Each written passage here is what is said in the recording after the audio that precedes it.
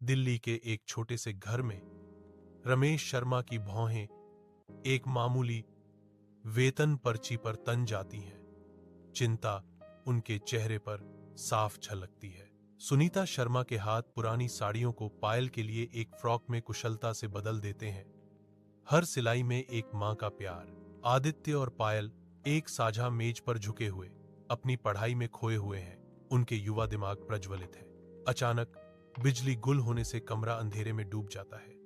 एक स्पष्ट रुकावट, बिना एक पल की हिचकिचाहट के सुनीता मोमबत्तियां जलाती है, जिससे कमरा एक गर्म टिमटिमाती रोशनी से नहा उठता है। रमेश और सुनीता एक दूसरे को देखते हैं।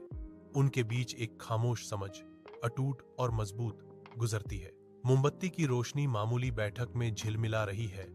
आदित्य और पायल की किताबों पर झुकी हुई नाचती हुई परछाइयां पड़ रही हैं। पायल की भौहें एकाग्रता में सिकुड़ जाती हैं, एक चुनौतीपूर्ण गणित की समस्या से जूझते हुए।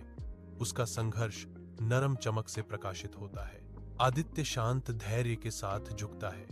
उसकी आवाज एक नरम फुसफुसाहट है, क्योंकि वह अपनी बहन को जटिल अवधारणाओं की व्याख्या करता है।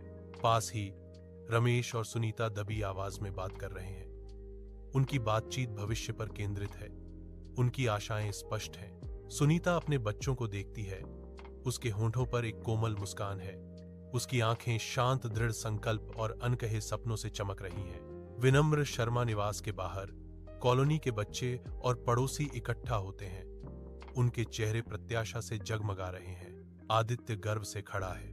उसके हाथ में एक चमकता हुआ प्रमाण पत्र है और उसके चेहरे पर एक उज्जवल मुस्कान है। रमेश की आंखों में खुशी के आंसू छलक आते हैं जब वह अपनी पत्नी सुनीता को प्यार से गले लगाता है।